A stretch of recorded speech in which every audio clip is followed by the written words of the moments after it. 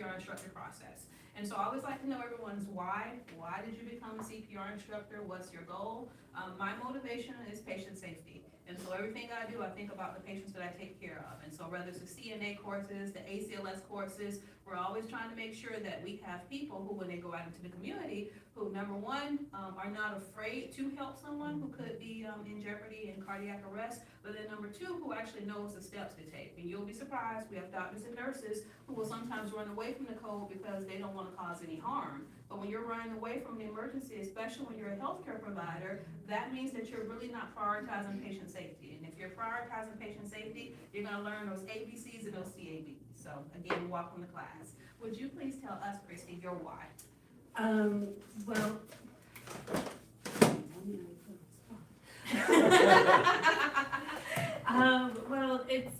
We're working to bring training for our staff at work in-house, so that's part of it, but also because for our students, so that way we can make sure that everyone's safe, and I can help train our staff as far as helping to keep our students safe. That's a lot of students, thank you. So yes, I look forward to helping you. All right, what about you, dear? I've just been involved in a lot of emergencies being a first responder, so I see a lot of people out in the community that just don't know what to do. And I'd like to kind of advocate to get some more information out there for people, and I don't know, I'm just passionate about it. I love it. It's all this energy. I need some of that. Yeah. Siphon it. All right, so what about you, Claudette? I think I would just tag on to what Christy just said, is just to, educate people in our community, especially our community. It's just such a need for people to just in situations where they see somebody down and they really just are scared and they don't know what to do. Or now they're waiting for 911. Yeah. And so Yeah. with train tracks and everything Oh my else gosh. in Jacksonville, that could be 5 minutes, it could be 10 minutes, and we just can't be waiting and doing nothing, waiting for EMS to arrive. And then the So- knowledge base, it's like a lot of people, they see, like, I even talked to my daughter in getting prepared for this class and my husband, and asked them questions concerning the whys. And it's like, so I'm healthcare, I'm a nurse, so I know obviously what the whys is of us doing those compressions, but they don't know. And it's like sometimes if they know the beauty of why that is so very important and what you're doing in that moment to keep that person alive, then that would at least maybe ignite a passion in them to at least try something, Don't y'all feel like she took us to church this morning? I'm But no, thank you so much for sharing. That's a very important why. Thomas, please tell us your why.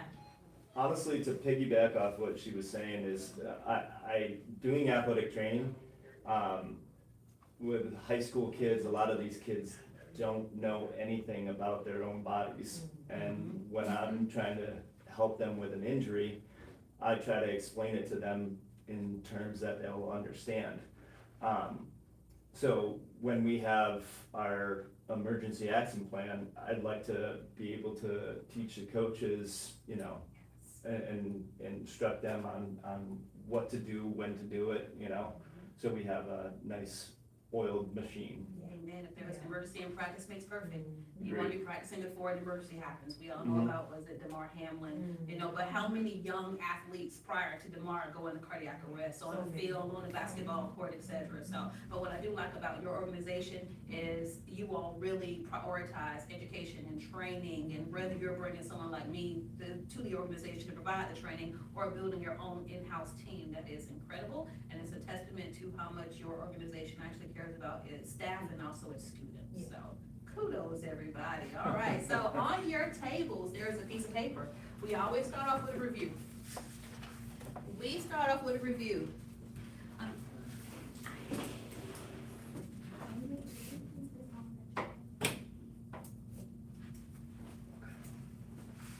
All right, and so I was saying before that you need to know your ABCs and your CABs. ABCs, airway, breathing, circulation, that's your priority before someone goes into cardiac arrest. What does cardiac arrest mean? What happens to the heart? It's either not pumping properly or it's not pumping at all. There we go. So the heart is stopped, or at least the circulation is stopped. So there's no blood flow to the brain. So you focus on ABC prior to the cardiac arrest when you're trying to prevent it. Once someone's actually in cardiac arrest, your priority is no longer airway. What's your top concern? Circulation. And then when the team members arrive, when you're in your facility's first aid kit for medical personnel, when the crash cart comes, that's when you can focus on breathing, airway and breathing. According to current standards, do you have to provide mouth to mouth? No. No. And so during our classes, we simulate breaths. So if it's something, you'll see us with a pocket mask and a one-way valve, we tell our students to simulate breaths because there's no barrier device right now that will prevent the spread of COVID. And I know most of us is like, no, whatever, but if you do contract something and you're gonna be hospitalized, you have deductibles, et cetera, you don't have to take that risk if you just do compression-only CPR until those advanced rescuers come, and they're gonna be using a bag mask device. And so that's what we're gonna teach you how to use in order to actually ventilate someone. So that was CAB. Brittany, what does ROSC stand for? Return of spontaneous circulation. And if you're teaching a class of high schoolers, that's a huge term. Can you simplify it for me? It means that their heart is now beating again, they have circulation again. There we go. And so I'll say like the pulse returns. And so whatever fancy terms the American Heart Association uses, you have to sometimes simplify those terms based on your audience, okay? And Claudette, what does the AED stand for? AED, automatic external defibrillator. And to help the entire team with one of their test questions, what does the AED, what does that shock do to the heart's rhythm? It tries to, the initial shock jolts it back. It tries to give it that electricity to get it back into the correct rhythm. All right, so I'm going to use some terms that you may see again, hint, hint. It's paraphrasing what she just said. The AED normalizes an abnormal rhythm. So that normal and abnormal. So you said correction, you know, it corrects the rhythm, that's similar.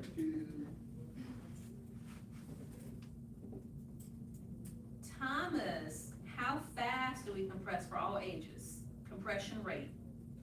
120 feet per minute. Perfect. Here, Christy, it's not on the paper, so you all may want to make note of this. Minimizing interruptions. How many seconds max can we take our hands off the chest? 10 seconds. Brittany, this one's hard, and I know you know the answer. You're by yourself, and a victim who's in sudden cardiac arrest vomits while you're performing CPR. Okay. What do you do? I'm gonna turn them to their side. They're 300 pounds and you're quite slim, and I know you're athletic. So according to the American Heart Association, how many seconds can you take your hands off of their chest? 10. So could you possibly turn somebody that's 300 pounds to the side and achieve whatever goal you're trying to achieve, and then bring them back and do chest compressions within 10 seconds? Probably not for. So what's that priority? CAB, what are you gonna do? I'm gonna keep doing compressions, Keep I doing guess. those compressions. So in those 10 seconds, if you do have opportunity, you can turn their head and sweep out their mouth. Mhm. But the way I want you all to think of it is that whatever they would contract or develop from having vomitus in their lungs, such as pneumonia, we can treat that once we get their heart restarted. Right. So the heart is the priority, keep circulating. Brittany, what organs, not Brittany, excuse me, Claudette, what organs are we trying to perfuse? The heart and the brain. Okay, good. So heart, lung, brain. Anything else? I like to joke, it probably wasn't working too well anyway. So let's keep circulation going. Thomas, what is the ratio of compressions to breaths for all ages, single rescuer? 30 to 2. 30 to 2. Christy, 2 rescuers, child or infant. What's the compression ratio? 15 to 2. 15 to 2. Why do we make that switch? Because they, shoot, Well, they think about the primary cause of a pediatric arrest. it's breathing. So whenever you switch to 15 to 2, you give more of what? You're giving more breaths. Awesomeness. Before we actually stand up and do our hands-on practice, what questions do you all have? Can you use an AED on a pregnant mom? Yes. Yes, you can. If a person has an implanted pacemaker defibrillator, you'll know it because usually there's an elevation under their skin. Can you still use the external, the AED? Yes, you just cannot place the pads directly on top. And then at your location, you all have swimming pools. Mhm. Yes. What would be a difference if you're using an AED on someone who's pulled out of a swimming pool? What do you have to do? Try 'em. Dry them off and move them out of the puddle. How much of their body do you dry off? Their entire body? No. Their chest. Just their chest, and like you say, step out away from the puddle, or if you can, move them down further, because that water is a conductor of electricity, we don't want you getting shocked. Right. All right, so, Christy, you are at the main table, my dear, if I can get you to move your items towards the wall. And then whenever you do stand, would you keep your chair right where it's at? No, I don't need it.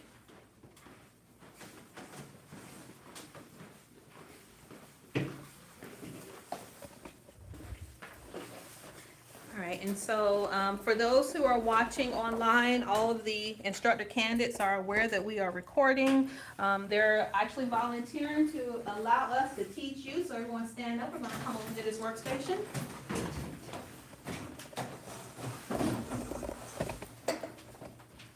Okay. Alright, so according to American Heart Association, the mannequins have to have feedback devices. So this mannequin, whenever you compress deeply enough, you will hear a click.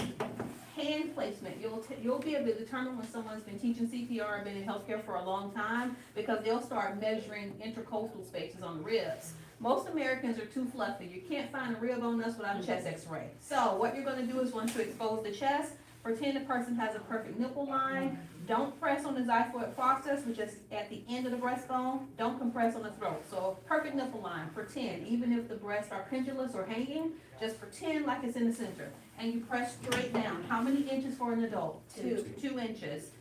What was the rate of compressions per minute if you're not stopping to give breaths? Minimum? 1 to 120.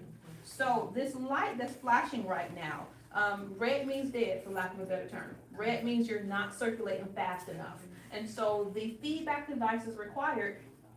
Compression depth, you'll hear the click. Compression rate, your goal is to get 2 green lights in the shoulder. What happens is, it hurts. So in addition to getting the 2 green lights, when you go really fast, you're going to get this fast orange light, which is a reminder for you to slow down. If you get the fast orange light, you are not allowing chest recoil. What does chest recoil mean? For it to come back to its The natural heart position. fill up. The heart Blood. fills back up with blood. So here we go. And you want to be counting out loud. The goal is to get 2 green lights. To help you with your instructor test that's going to be happening towards the end of the class today, what is the difference between feedback and debriefing? Which one is in real time? Feedback. Feedback's in real time. So you don't let a student do all of their compressions with their hands in the wrong place. It's okay, well, Eunice, can you please move your hands to the middle of the breastbone, okay? Or could you slow down a little to allow for a chest recoil? Debriefing happens after like your cardiac arrest mega code scenario or your team performance, and that's how the team actually discusses, not the instructor. So if you're used to instructors who are pointing at you, remember every time that someone's pointing at you, there's 3 fingers pointing back at them, okay? So we try to point at our students.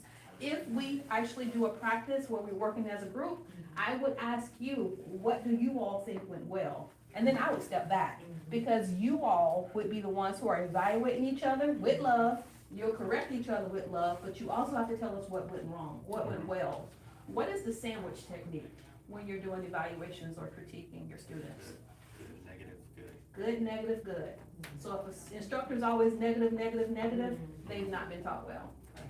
All right, so, teach back. Would you please tell me the components, the feedback devices that the American Heart Association requires?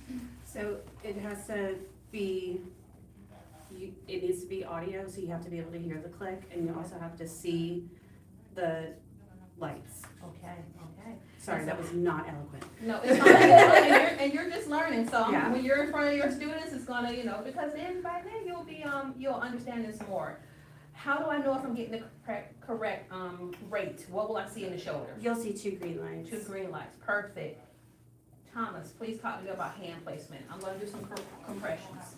That you're gonna need to make sure that you move your hand placement up in between the nipples. Okay. And then you're going to try to get 2 inches deep. Okay. You can get the plate. Good. And so for And then- our population, we use the word nipples. If you say it to your high school students, what are they gonna do? Laugh. Just laugh. Yes. They're- You're gonna like lose your audience. So for them, you can say True. breastbone, yeah. That's cool. And I wanna see you when you do that. Just joking, he won't. All right. We're gonna laugh at breastbone too. After the nonsense I saw yesterday. Oh, they laugh at everything. All right, so my son, sorry, say it away. He's always like, "Hey, mom, look at this video." No, you're killing my brain cells. It's too fast. I don't watch it. All right, so I want you to critique me because he critiqued me on the actual hand placement. 2, 3, 4, Okay.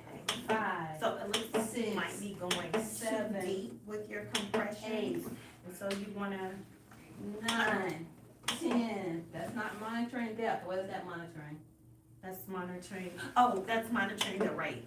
So what do you want me to do? So you wanna speed up, the rate of your, but now you're going too fast. Cause you're not allowing for the chest recoil. Okay, awesome. So you want to slow down. And so what I find works is I would count with my students. So you can say something like, let's count together. Okay, let's count together. Okay, let's go.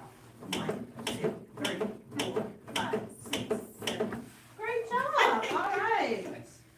And so now bag mass device. Okay. And so we're going to actually simulate breaths. And when we simulate breaths with the back mask device, you're gonna be at the head of the victim. So if you think about a code in a facility, and let's talk about this table. The reason why we have the mannequin on the table is because we have a mixed audience. Some of our students are going to be working in the hospital sector, and so if there's a code or emergency in the hospital, even if the person does go to the floor, normally put them up on the elevated surface, such as the bed. And your hospital beds have a CPR mode. There's a button or a lever that you can pull or you can push. It will lower the head of the bed like instantly. You pull that pillow out, you call the code, you jump on top of the bed and start doing compressions until your team arrives. And then that's when respiratory, whoever will pull the bed away from the wall, respiratory stands towards the head of the victim. What is the technique that I need to be using? ECC. Okay, awesome. And so I recommend that you hold the bag with your dominant hand and the EC clamp technique with your non-dominant hand. Why do we open the airway? So the air can get in? What's blocking it? The tongue. The tongue. There's something else. So it's not blocked. And so you imagine all the questions that your high school students are going to be asking. So you got to have an answer for everything. All right, and so how do we know if we're giving an adequate breath? What will we see? Chest rise. And I'm feeling air escape, so I'm going to reposition. I like to use my leg in order to keep that airway in place. And we're gonna try this again. And I tested this equipment this morning, so I don't know why it's acting strange in front of family. There we 1 go. and 2. What's wrong with this picture? What's gonna You're Hyper also over-ventilated, yeah. So what's gonna happen to the patient? Get all the air in it. Get Like air, gastric it's gonna puke. distension, you might pop a lung. I might pop a lung, and I'm also decreasing the quality of my CPR because now the chest cavity is full of air. And so usually when you just see chest rise is when you would stop. So it's not trying to squeeze the bag in its totality, it's squeezing the bag about halfway. So what technique? E-clamp. EC.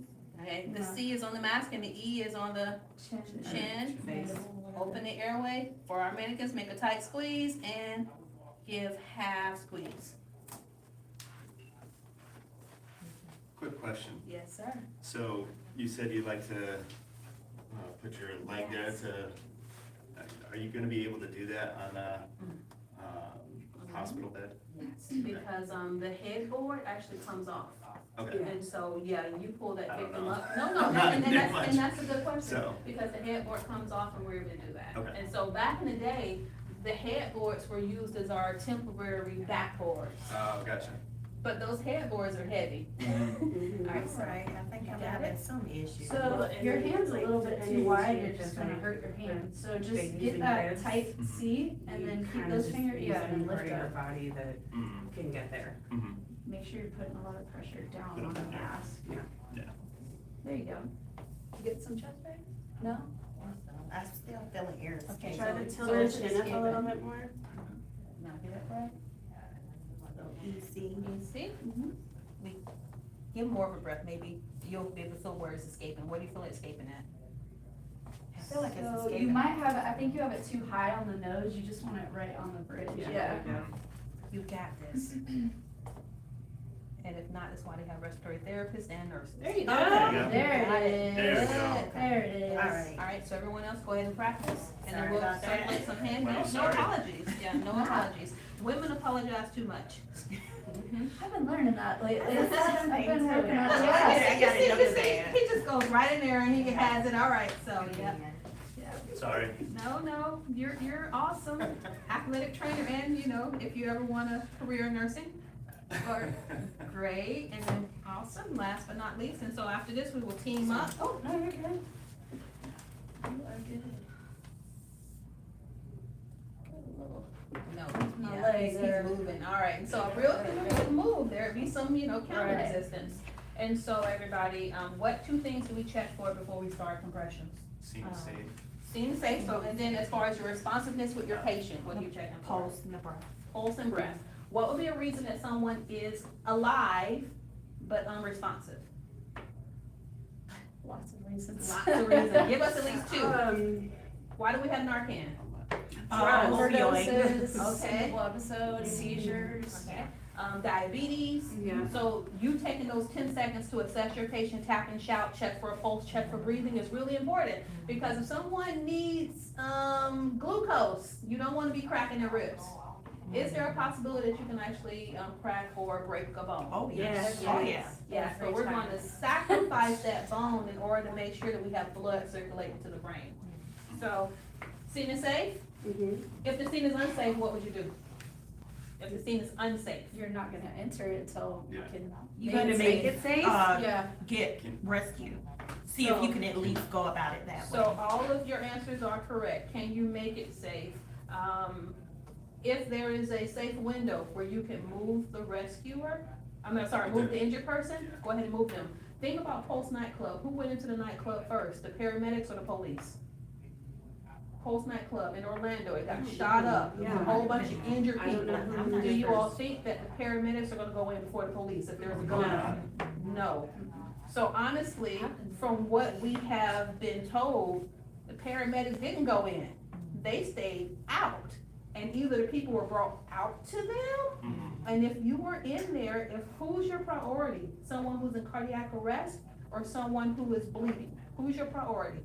You're the only person. Triaging, you're not gonna work a person in cardiac arrest, so your bleeding person is gonna be your Probably priority. the person that's Yes. more likely to be safe. Yes, and so when you're Unfortunately. thinking about those emergency situations, I'm sorry, I don't know what's happened in that building, I can't go in there right now, and if you're bleeding out, I can't make that my priority when I have all these people coming out who are in various stages of need, so triaging, they would be the priority, and then if the police are in there, even though they may have first aid kits, that wasn't their priority right then, their priority was taking care of the bad guy, getting the scene safe. And so I hate for you to have to be thinking about this stuff, but you're gonna be teaching people, and you're at schools, you're at colleges, you're at hospitals, and emergencies are happening everywhere. You save those that you can save.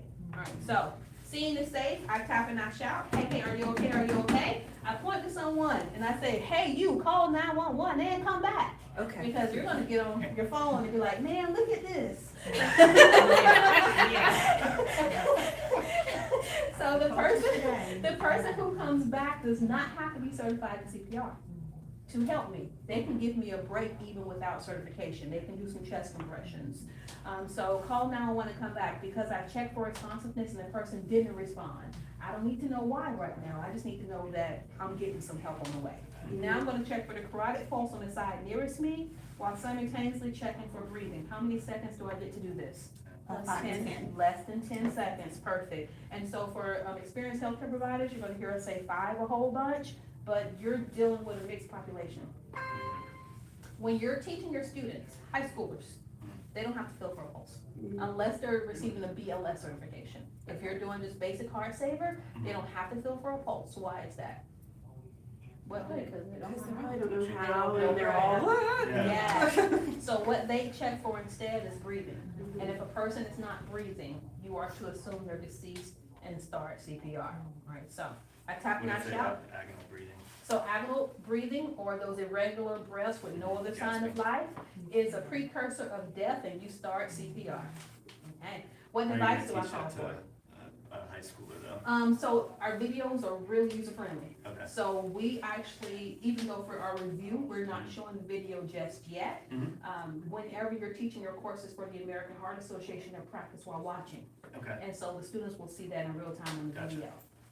All right, so call for the AED. It's gonna take a while for it to get there. Whenever I go to different locations, because you're gonna be teaching corporations also, hopefully that's the goal, you teach workplaces. You want to see where their first aid kit is, you wanna see where their AED is, and I can tell you 9 times out of 10, first aid kit's down East Hall, the AED's down West Hall. We need to get those things together, so one person can come back with everything. All right, so AED's en route. I'm gonna start my chest compressions, except for I have my team here, and so, that, you're here. All right, so let's get in place, and this is I'm 30-year-old, so it's gonna be 30 to 2. Okay, let's do 5 cycles. 3, 4, 5, 6, 7, 8, 9, 10, 11, 12, 13, 14, 15, 16, 17, 18, 19, 20, 21, 22, 23, 24, 25, 26, 27, 28, 29, 30. Great job. Hover so she can see chest rise. Great job. And then one more cycle, Christy. 1, 2, And so she found a leak. She's gonna reposition her hands, and then going to keep the airway open. 12, 13, 14, 15, 16, 17, 18, 19, 20, 21, 22, 23, 24, 25, 26, 27, 28, 29, 30. We'll take that one, and we'll take that one. You all have 10 seconds to switch very carefully. 9, 8, 7. All right, great job. Let's switch. And go ahead and get it. Max on. Let me get this. I'm sorry. Okay. Christy. 7, 8, 9, 10, 11, 12, 13, 14, 15, 16, 18, 19, 20, 21, 22, 23, 24, 25, 26, 27, 28, 29, Ready, hover. Hover. Hands up. Hover. There you go. Sorry. Okay, good. Let's go. 1, 2, 3, 4, So we stand next to her, and then Thomas will just stand next to me. 14, 15, 16, 17, 18. Great job. 24, 25, 26, 27, 28, 29, 30. I got you, Lily. All right, good. All right, and then Thomas, you can put your hands on the chest. All right, and let's start. Great job, everybody. Good switch. 5, 6, 7, 8, 9, 10, 11, 12, 13, 14, 15, 16, 17, 18, 19, 20,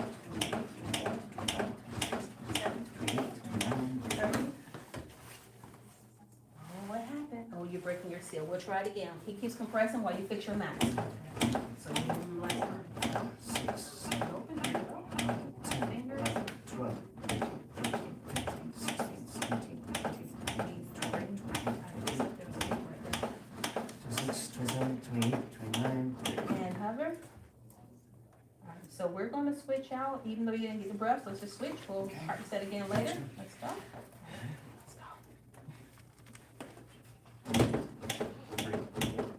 Gotta count, you gotta count.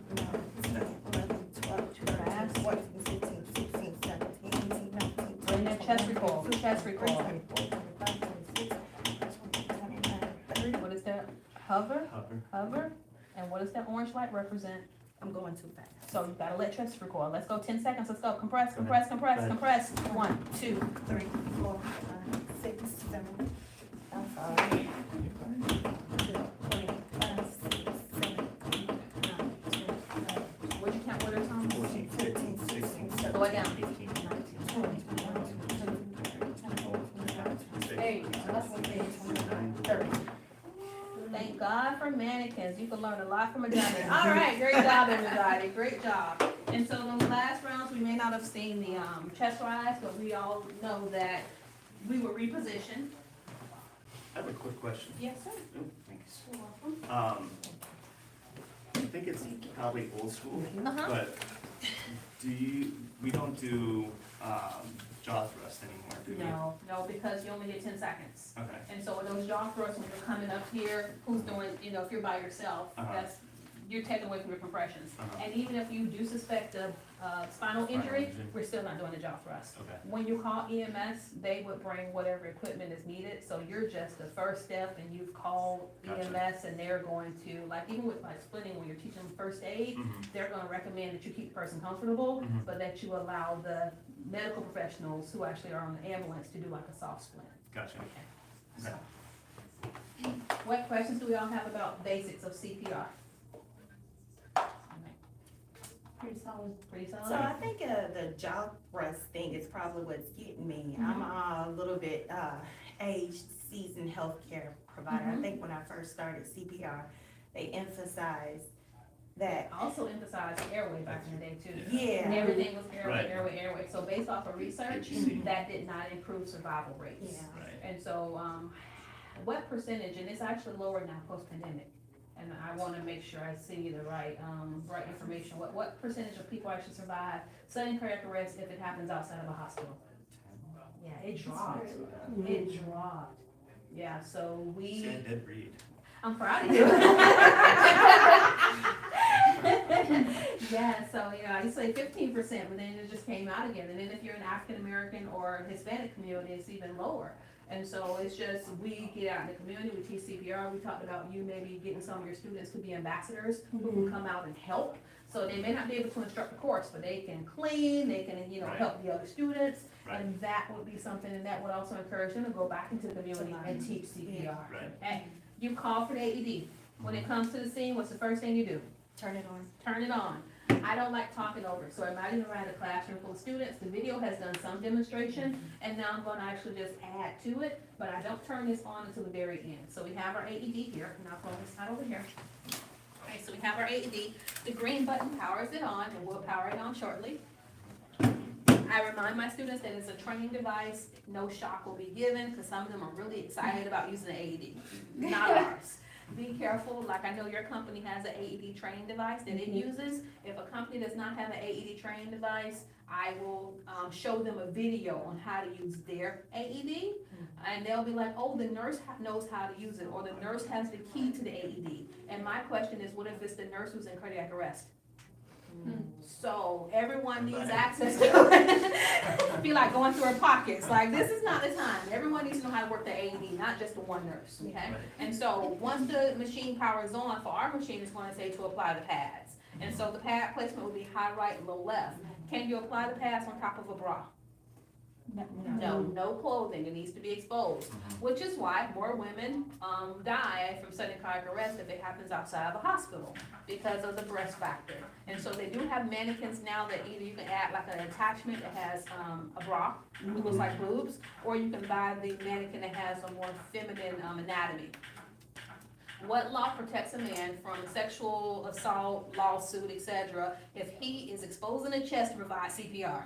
Good Good Samaritan. So men, and even if they don't want to expose the chest, and I teach a lot of people, and most of the men say, I'm not exposing the chest. And I can imagine from a coach or something dealing with teenagers, that would be traumatic for me. I got all these kids around exposing a young lady's chest. And so we're gonna do traffic control. We're gonna get non-essential people out the way. Someone can go and direct EMS. And so those essential persons, if you think about what happened with Damar Hamlin, they actually formed and they went around, and that way they protected and covered the person. Expose the chest. If you don't feel comfortable exposing the chest, perform chest compressions on top of clothing until your advanced rescuers arrive. If we don't do anything for every 1 minute that we don't do CPR, what percentage of brain is lost? What number you gave me last time? 10%. And without coffee, I'm already starting off at like 70 or 80%. Amen. All right, so we're gonna power on the AED, we're gonna expose the chest and follow the prompts. So let me rephrase that to make sure our students can pass the test. You turn it on and you follow the prompts, you listen. Ours is gonna say expose the chest and apply the pads. When we say high right, try to avoid the nipple. And then most students, when they say left, they're gonna put it on the stomach. Think of where the apex or the strongest part of the heart is, and you want that pad nearest there. Next is going to say connected, and usually where you connect your pads will be flashing, and we're just going to insert. it's gonna say analyzing heart rhythm. When it's analyzing, it's trying to determine whether or not a shock is needed. But if I'm touching, it's going to pick up your heart. Yeah. So what do we say when it's analyzing? Clear. Now it gets tricky, because if you're teaching basic life support providers, these are professional rescuers, it's gonna say charging. When it's charging, we're not interfering with anything. We're supposed to go back and do more compressions. And then, once the charge has been fully, once the energy is towards the pass, this is gonna be flashing. But what do you say before you press shock? Clear. Clear, and then you press it. There's gonna be a beep, beep, beep, beep, beep. What is that beep for, and what is it called? Yes, shock has been advised. It's when it's shocking, isn't it? So after the shock, Oh, to make sure Analyze that it. everybody. To go back to CPR. so it's called the metronome. Ah. And the metronome helps you keep your pace with your compressions. And so your compression rate should match the beat. Beep, beep. That way you won't go too fast, you won't go too slow. Any AHA training device or AHA, or any AED, that's a real AED, if it corresponds with AHA guidelines, it's gonna have that metronome. There's also an app you can download, it's called Pulse Point. My problem with that app is that so many people, so let's say you're in the mall, you're in an unfamiliar area, it's going to alert everyone else who has that app. I need you to call 911 first, and then you access that app secondarily, okay? Because I don't want you just going to an app and then 911 never comes. But the app will let you know the location of the nearest AED, and will also provide you with a metronome. Okay. Is that like come with some kind of AHA endorsement at all? The AHA does not, how do they say, they don't promote, any particular product. I know, right? Well, I was just curious, cause it sounds like it has very unique, advantages So to I don't it know that might of another help. one that's advertised as much as they have. And it's called Pulse Point. Pulse Point. And so if there is another one, and if you do find another one, let me know. It's just they're the one who advertised, so that's the name I remember. Oh, cool. All right, here you go. All right, you arrived to the scene. My tapper represents chest compressions. She's taking one for the whole team, everybody. So I'm going to turn on my machine.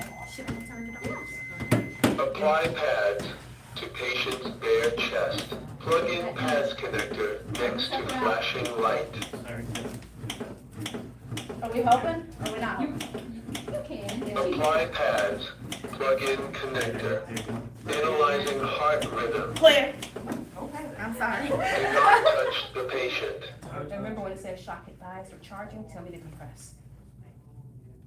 Shock advised. Clear. No. Charging. Compress. And don't move into the lines. Stay clear of patient. Deliver Clear. shock now. Clear. Press the orange button now. Now it's Press. clear. Sorry. So we should have kept going until Keep going. Now Shock what happens? delivered. the shock is delivered back on the chest. Begin Compressions continue. CPR. What's that tone called? That's the metronome. That's gonna be your pace. Calm down. Calm down. All right.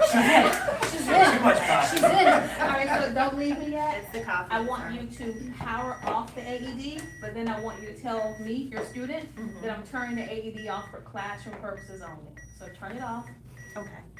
because your students are gonna do exactly what you do. So I'm turning the AED off for classroom purposes only. Just press that button. So we're gonna press this button. Okay, and so the reason why I say that is because I will ask a student, what do you do next? And they're gonna say, turn it off, because they saw me turn it off. Right.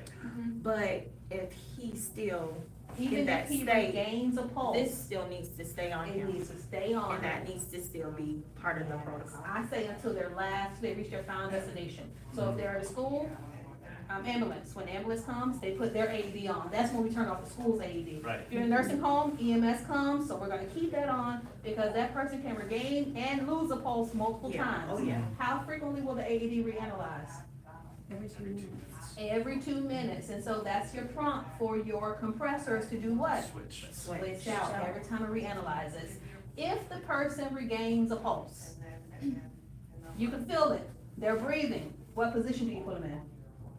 Recovery, what's the recovery position? To the left Left side, unless it's contraindicated because if you have a knife or a gunshot or something, then you turn to the right. Why do we put them on the left? See, like, they're like, oh, just put them on the left, cardiac output, yeah. So let's talk about better for, breathing. You have your lungs, you have your stomach. We turn to their left because we think, we turn them because we think they're gonna vomit. Right. And if they're on their left and they vomit and it doesn't all come up, hopefully it goes back down into the stomach. But if you have them on the right and it doesn't go out and it goes down, it goes into the brain. Yeah.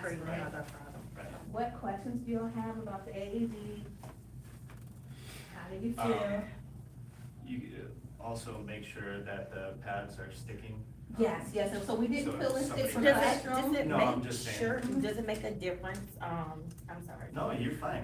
Which pad, cause I was looking at that while I was, and it just kinda really messed me up, cause it's like, oh, this one is supposed to be a pit, this one's It supposed to be has down an here, does it image, really I make need you a to Yeah. go with difference? what the image says. Okay. Right. Just go with the picture, because when there's an emergency and when there's a lawsuit, Gotcha. they're gonna be like, this nurse couldn't even get her pictures right. She's Gotcha. doing this. Gotcha. They're gonna be questioning where you got your nursing I just license didn't know from. whether or not like that So, would so you matter. would have to consult the manufacturer's Gotcha. guidelines and the manual. And The it's too easiest thing to do is to go with the picture placement that's on the pad, and that way you can make sure it's doing what it's supposed to do. What was your No, question? it was more of a statement, saying that as far as like, if you have extra set of pads, and somebody has like a very hairy chest. I was gonna supposed ask to- if they were still saying to do that, to like do the impromptu wax job. Yes, Yeah. and so, Right. your school, and I know Christy, knows this answer. You have a 10-year-old who's 115 pounds, who's 5 feet. Is that a child or an adult? 115 pounds, 5 feet tall, 10-year-old, That's, that's an adult. It's an adult presenting pediatric. So you have to treat him or her as an adult. okay. Any signs of puberty, adult. Oh, That that's weight, right. that height, adult. And so the pad placement would be like, get in the right place like this. But Right. if it was a smaller child and the pads possibly would touch, or it was an infant, where would you place your pads? Front and back. And so I said that to answer your question. Gotcha. Whenever you have somebody with a hairy chest, Mhm. it better be a full-grown adult. Mhm. Otherwise, we're gonna question some stuff. You're gonna take those pediatric pads, Okay. apply those to that hairy chest, and then do an impromptu wax job. Mhm. Otherwise, check your first aid kit and your AEDs, because usually they have a razor, but then also be mindful that when you're shaving, the razors usually are not that strong. Yeah. When you're shaving someone in an emergency, you could nick them, and then you have to be worried about bloodborne pathogens. Right. Okay. I would just use tape, like silk tape. Duct Yeah. tape, man, all your first aid Yeah, kids need some yeah. duct tape. Duct tape does wonderful things. It does. Alright, so what other questions do we have about the AED? Alright, would you please, and so we have diversity packs for the mannequins. When I say we, just they're available to instructors. I recommend you get a diversity pack, because I just think it's more realistic and it's what you're gonna see out in the actual general population. So if all your mannequins are the same skin tone, or even the same sex, it's what, 2022, we just got mannequins that have female parts? Yeah. Yeah, so you're giving people the impression that women don't go into cardiac arrest, and or that brown people don't go in cardiac arrest, so we wanna make sure we use diversity. So would you please get us a, fair skinned infant mannequin? Thank you so much, Thomas. And would you put one of those pediatric bags on top, please? Yes. Thank you.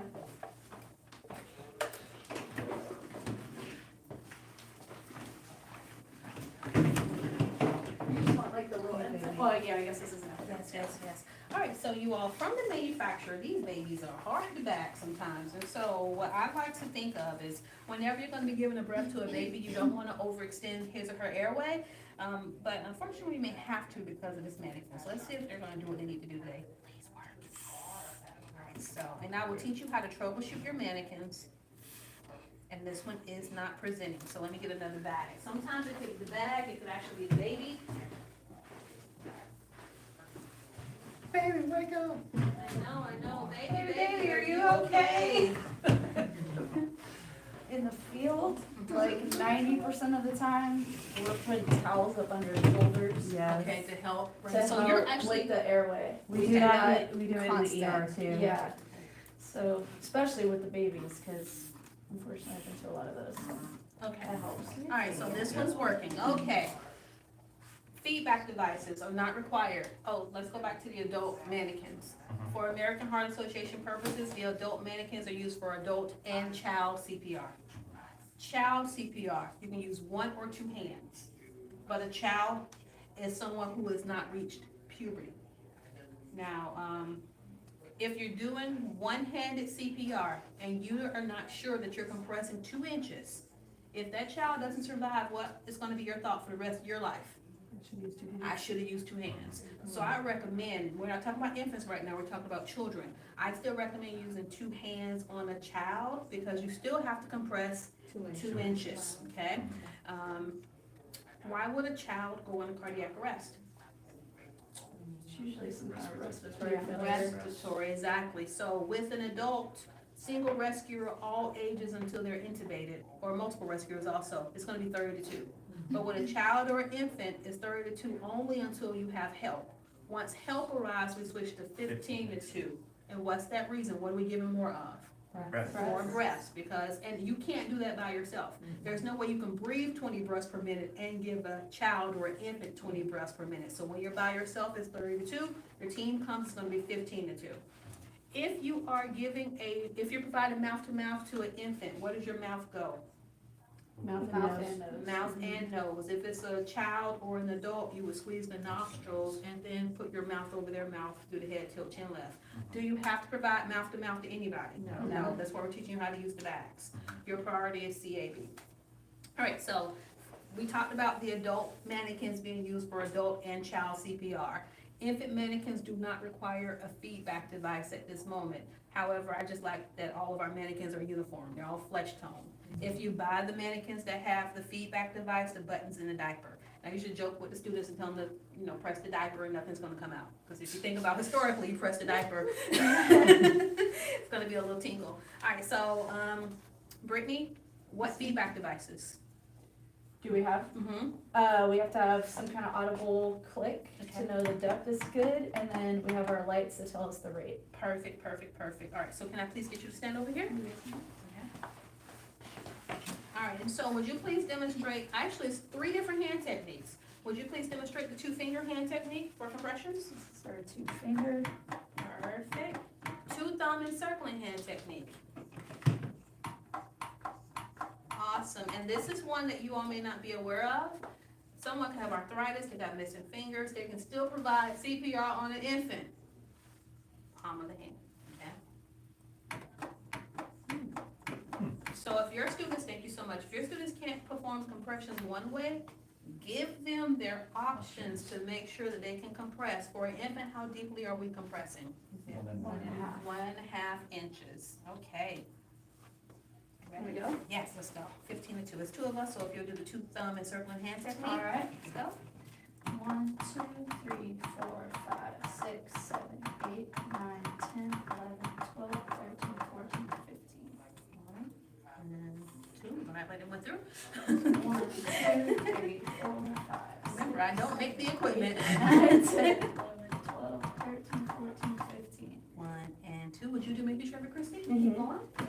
Would you get the AED? 4, 5, 6, 7, Come on, baby. We're gonna intubate you if we don't get these lungs to rise. 15. 1 and 2.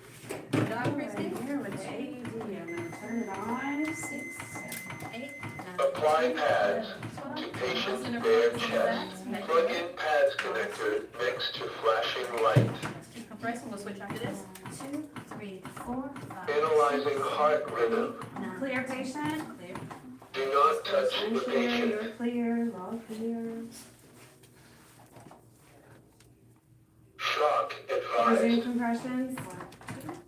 'Charging. 5, 6, 7, 8, 9, Stay 10, clear of 11, patient. 13, 14, 15. Clear patient. Deliver shock now. Clear. Press the orange I'm button. clear, you're clear, Now. all clear, shock Shock delivered. delivered. Resume compressions. Begin CPR. You're pushing too fast. Excuse me. Alright, so. I'm gonna turn this off for classroom purposes. Okay. Great job. What questions do you all have, team? Do you all need to practice with the infant?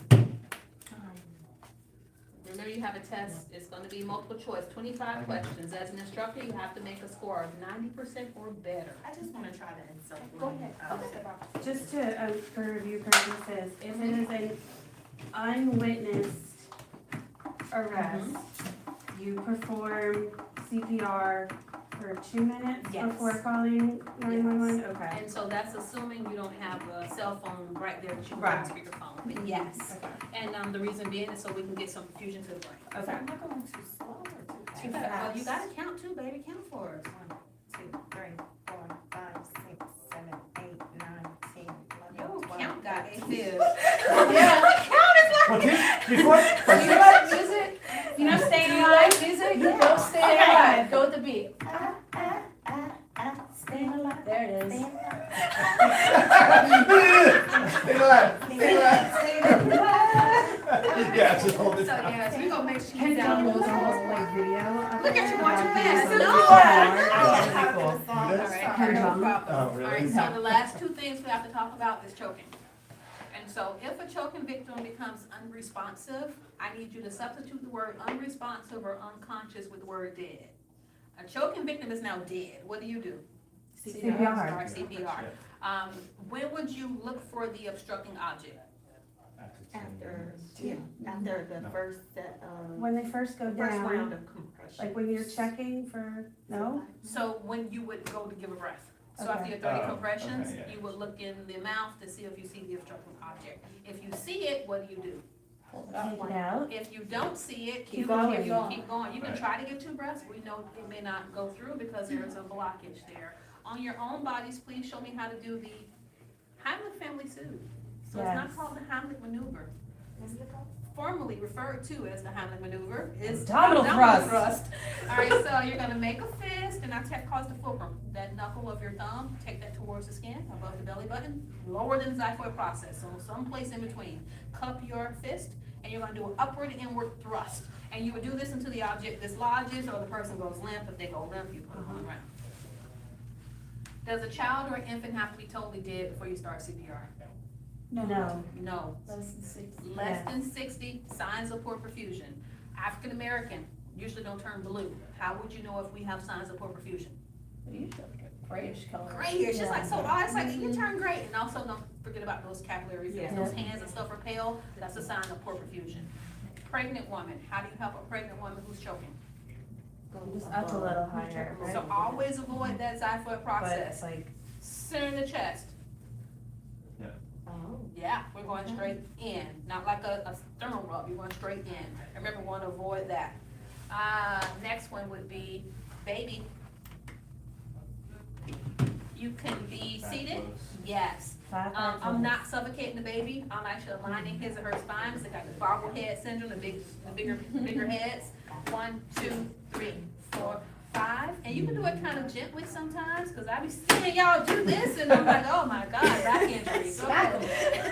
All right, so 5 times. After 5, you rotate to the opposite extremity, and it's gonna be chest thrust. These are not compressions. And as an instructor, you're gonna be telling a student that they're compressing, and this is not a compression, this is a chest thrust. This baby's still alive. A compression is when the heart is stopped or is less than 60.